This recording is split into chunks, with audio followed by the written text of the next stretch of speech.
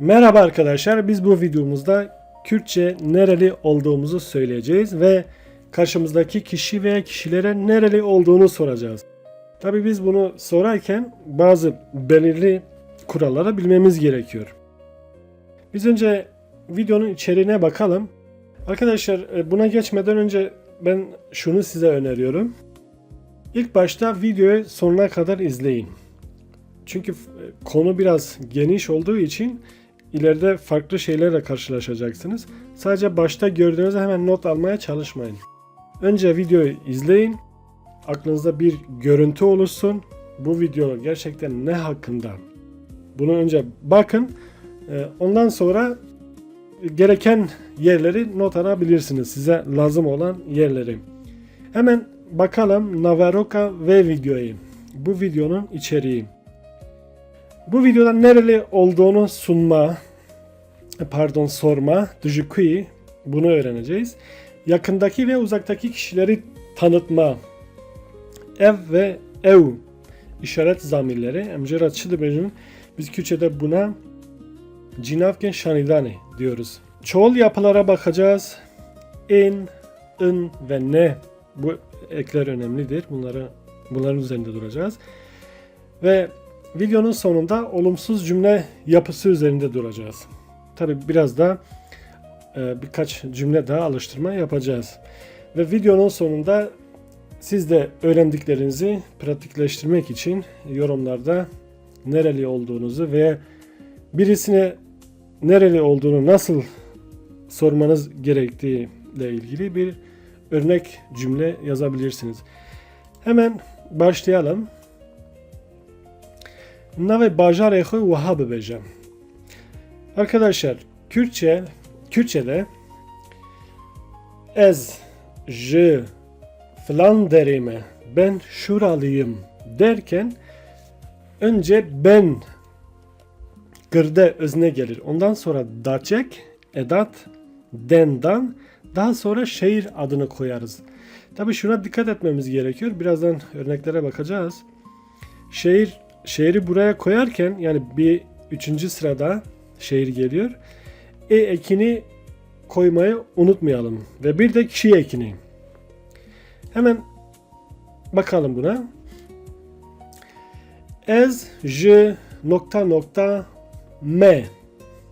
Cevap böyledir arkadaşlar. Bu standart bir cevaptır. Ez, j, amede, me. Bakın burada Ahmet var. Ahmet'i buraya yerleştirdik. Fakat geliyor buraya. Ondan sonra kişi eki geliyor. Burada olduğu gibi. Şurayı takip edelim. Ezci Ahmet'ime, ezci Merdin'ime, ezci Van'ime veya ezci Hevler'ime, ezci Colemergeme, ezci Kamışlo'ime, ezci Riha'ime ve ülke sorduğunda ezci Kejanovalati, ezci Kürdistan'ime diyebiliriz. Şuna dikkat etmemiz gerekiyor arkadaşlar. Şehirler ve ülkelerin sonuna her zaman eki gelir. Bu bir durumu belirtirken biz bunu kullanıyoruz. Biz Kürtçe'de buna kartafat devan diyoruz. Yani büküm eki, bir durum belirtme. Şimdi biraz daha buna açıklık getirelim. Burada kişi zamiri değil arkadaşlar. Burada bir işaret zamiri var. Ev. Bu anlama geliyor. Zayen cinsiyet demek. Cinavka şanidani. İşaret zamiri. Bakın biz burada ev hevale mine dediğimizde bu eril oluyor. Ev bray mine. Bakın. Veya ev hevala mine dediğimizde bu sefer bu dişil oluyor. Ev nere, ev meye. Ev hevalamın deryaye. Bunu unutmayalım. Çünkü Kürtçe'de zayan olduğu için biz bunu mutlaka belirtmemiz gerekiyor.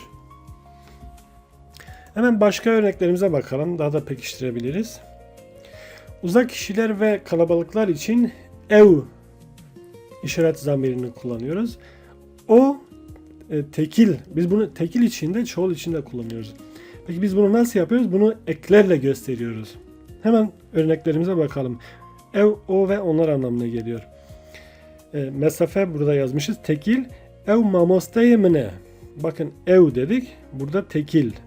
Peki biz burada tekil olduğunu mamosteye mine burada eden anlıyoruz.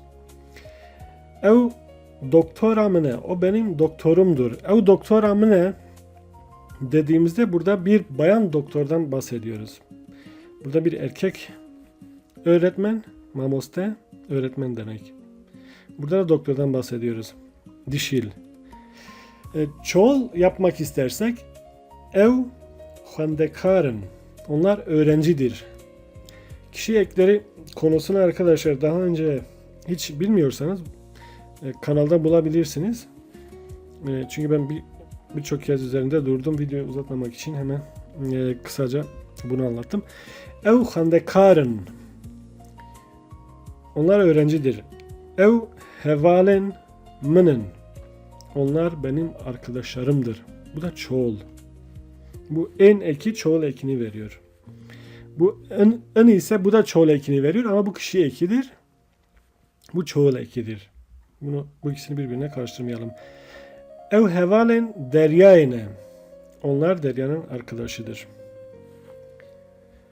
En takısı ve cümlenin sonuna en ne eklenir arkadaşlar? Burada gördüğümüz gibi. Şimdi farklı bir açıdan bakalım. Değişik örneklerle. Burada tekil, yekjmar, ev, brayemine, bu benim arkadaşım. Ev hevalamine, o benim arkadaşımdır. Çoğul yapmak istersek, pırjımar, ev xwendekarın, en sayesinde biz çoğul yaptık. Ev hevalen minin, onlar benim arkadaşlarımdır. Ev, biz her zaman yakın kişi ve şeyler için kullanırız. Ev, işaret zamirini dur, uzak kişi veya şeyler için, eşyalar için kullanırız. Biz bu ikisini insanlar için de kullanıyoruz, nesneler için de kullanıyoruz. Ev pertuke, bu kitap. Ev embebejin soline, bu solin, yani insan. Yani ev maseye uzağa gösteriyoruz. Ev embebejin ape kiye bre ape rezambe. Başka örneklerimize bakalım. Avasaziye hevoken neyini. Negatif çekim alan arkadaşlar. Biz Kürtçe'de olumsuz cümle kurarken nasıl yapıyoruz? Biz bu şekilde yapıyoruz. Ne ekiyle yapıyoruz. Tabi fiillerde bu neyi yine görüyoruz. Örneğin ez nexweşim. Ben hastayım. Ez naxwinim. Ben okumuyorum. Bu ayrı konu. Fakat biz bu videoda bunun üzerinde duralım. O fiillerle ilgili olumsuz cümle nasıl kurulur onu daha sonra üzerinde duracağız.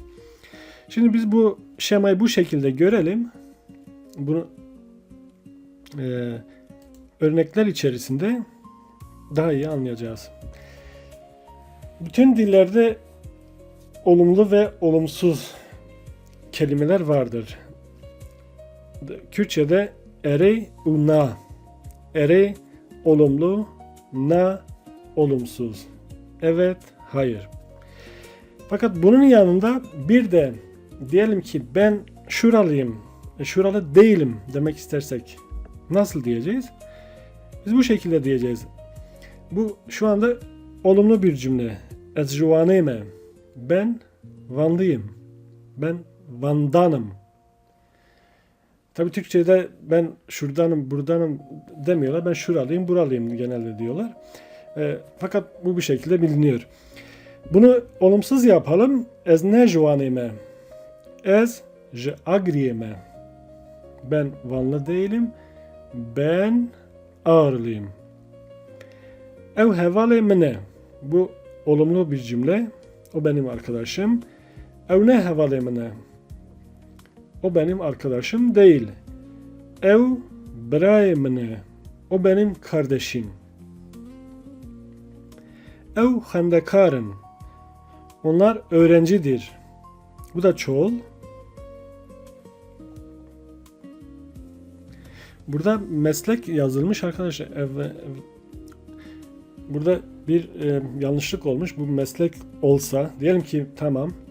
Şu hevalemini kaldıralım. Bunun yerine ez xebatkarım da diyebilirdik. Eğer olumsuz yapmak istersek ez ne xebatkarım, ben çalışan değilim. Ez aşbeyjim, ben aşçıyım.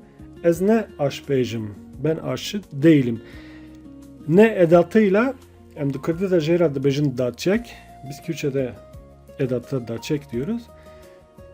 Biz ne edatıyla bir cümleyi olumsuz yapabiliyoruz.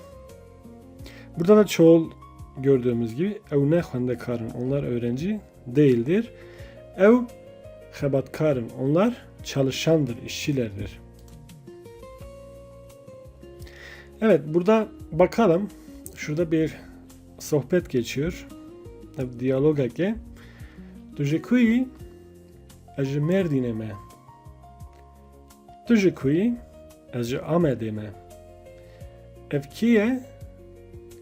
Ew hevalê min e. Ew jî ji Wanê ye. Bakın gördünüz mü? Burada çok güzel böyle süreklilik devam halinde bir anlatım var. Evet arkadaşlar. Biz videonun sonuna geldik. Umarım bu video size faydalı olmuştur. Dediğim gibi önce videoyu bir izleyin. Başta da ben bunu söyledim. Sonunda da söyleyeyim. Bundan sonra not almaya başlayabilirsiniz. Peki siz nerelisiniz? Hunjukune. Nereli olduğunuzu yazın ve farklı cümlelerle iletişiminizi, yazmanızı, yazma yeteneğinizi geliştirin arkadaşlar. Başka bir videoda görüşmek üzere. Kendinize iyi bakın. Xatirê we.